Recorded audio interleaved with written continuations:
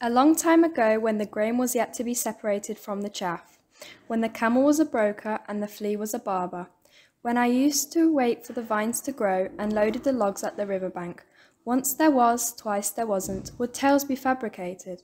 That's a lie, this is a lie, a snake has swallowed an elephant. Is that a lie too? What do you say?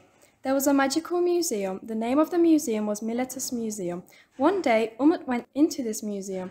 He started strolling along the galleries in it. While he was running around the display windows, he saw a statue right in the middle of the museum. He touched it by mistake.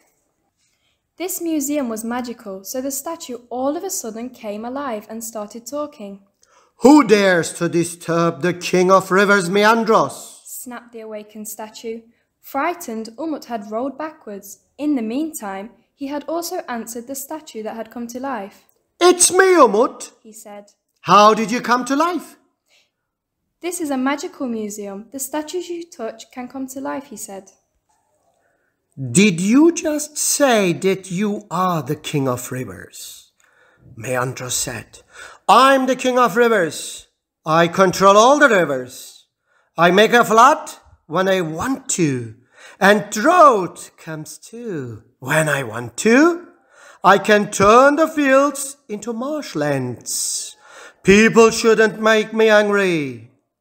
Umut thought the king was bragging a lot, but he was not able to say much because he was afraid of the king. He went on to explore the museum with curiosity, trying to find out whether Meandros was telling the truth or not. He stopped by a statue that had the body of a lion, the head and wings of an eagle. If what the king of rivers said was true, this statue should come alive when he touched it too. He started to think whether it would harm him if it came alive. After all, he had started all this not being able to contain his curiosity. He walked to the left and to the right beside the statue. He pondered and mulled it over, thinking, heck, whatever will be, will be.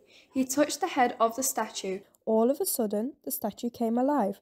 The eagle moved its head to the left and right, spread and folded its wings, rubbed its talons to one another.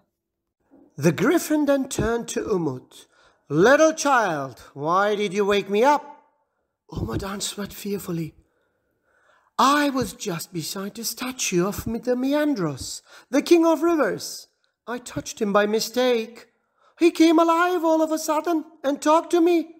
He said this museum is magical and the statues would come alive when you touched them."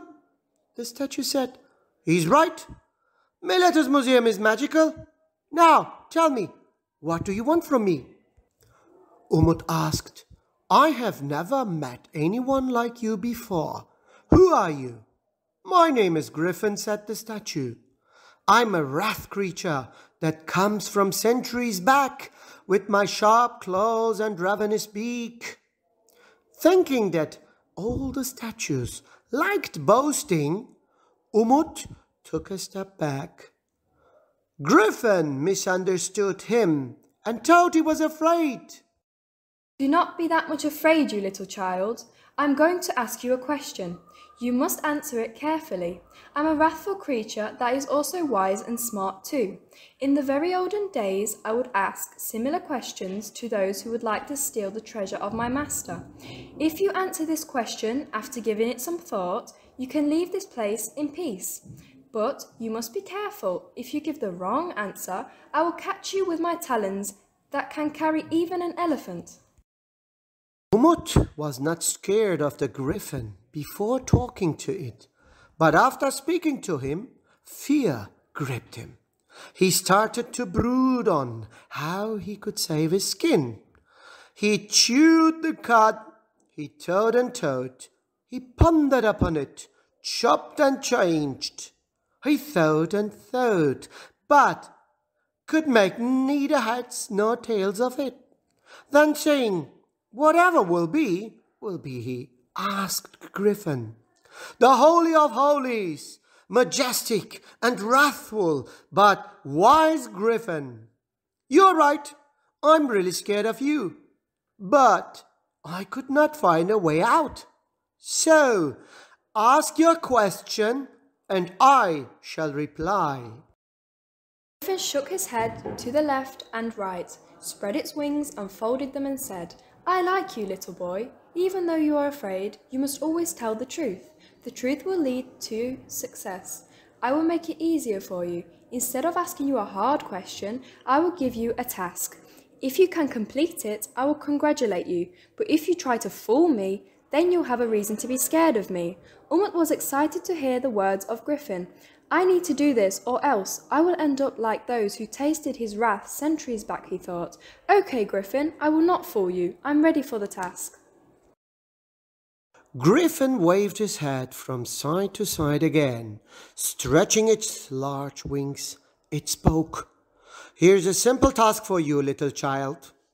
You will walk around in this magical museum.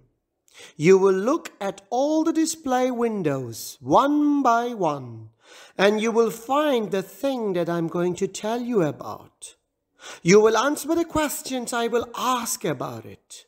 Remember, you must walk around the museum very carefully. I guess you wouldn't want to give the wrong answers.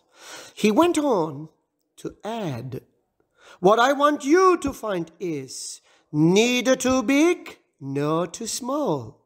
You would think it would have a face, but come to understand that it doesn't. It's now in a display window, but it used to be in a higher place in the past. There's not just one, but 4 of it. You must tell me its name and what it is used for. Here goes. Good luck with that. Umut didn't know from where to start. All he wanted to do was to complete the task and return home. He thought of Griffin's question over and over again, but nothing came to his mind. Then he started walking around the museum without losing much time. First, he stopped beside the headless statues. He said to himself, I wonder if I touched one of them and asked them the question, they would help me. Then he gave up on the idea. Well, if they asked me to do something too when they come alive, what would I do then? Let me walk around this magical museum, and while I'm at it, I can think of the answer to this question. First, he got close to the display window near the entrance of the museum and looked at the wax sculptures. The women were separating the grain from the chaff and building a fire. He tried to recall the question of Griffin. You would think it has a face, but come to understand that it doesn't. The women had faces, so thinking they can't be the answer, he headed towards the other display windows. In the next display window, there were many clay ceramics. He checked all the cups, jugs, and cookware one by one, thinking these certainly could have nothing to do with the question. He thought to himself, maybe I should change my direction and look at the artifacts placed in the middle of the museum. He slowly got closer to the bronze artifacts hall. There were many bronzy statues made from bronze in there. First, the cauldron handles that looked like Griffin drew his attention. He recalled the question and repeated it to himself. What I want you to find is neither too big nor too small. You would think it would have a face, but come to understand that it doesn't. It is now in a display window, but it used to be in a higher place in the past. There's not just one, but 4 of it. You must tell me its name and what it is used for. Here goes. The statues here were all different shapes and forms, but they were not the answer to the question. For there were figurines of a wolf's head, bull's head, horse, sea turtle, dolphin, and even a pelican. But all of them were very tiny. Not being able to find what he was looking for, also in the bronze section, Umut saw the coins in another display window. There were many coins that were minted by various civilizations that lived in Didim, but he did not have the time to lose, knowing for sure the coins had nothing to do with the question. He skipped to the ornaments hall too. According to the question, he was looking for 4 artifacts that were carbon copies of one another. When he came before the glassware display, he slowed down. He studied all those rings, brushes, and necklaces. They were plenty in number, but did not really fit in the description in the question. Then his eyes caught the terracotta figures. They were masks, which he examined one by one. There were 4 masks. They were neither too big nor too small, just like in the question. They had a face, but they were not real. They were made just to be worn. Umut got excited. He tried to link the last phrase of the question with the masks. How could these masks be high up in the air in the past? They may not be the answer to the question. I should decide after seeing the last display, he thought. The display window beside Meandra's statue was the last stop of Umut. Looking at the display window, what did he see? The roofing tile ornaments that had the snake-haired Medusa figure. There are 4 of them. They are neither too big nor too small, and they must have been in a higher place in the past, on the roof. Umut was certainly sure of the answer to the question. He went up to Griffin. Having seen Umut, Griffin shook its head to the left and right, and spread its wings, and then folded them. It looked very majestic and frightened when it did that. "Hi, little child. Come and tell me, did you find the answer to the question?" asked Griffin. Umut said in all excitement, "Yes, I did." The Griffin said, "Think carefully and answer, my little one. What is the name of the object that I asked you to find?" Calypta, said Umut confidently. "Why are they used, and which figure is on them? Tell me. But think well, you know what will happen if you can't complete this task." Umut answered, "They are the roof tiles, but were used as ornaments centuries back, and they have the snake-haired Medusa figure on them. Well done, little one. You gave the right answer and completed the task. Now you can easily get out of the museum," said Griffin. Umut thanked Griffin. He had noticed that he had seen all the items in the museum thanks to the task Griffin had given him. He had understood what a wise creature he really was.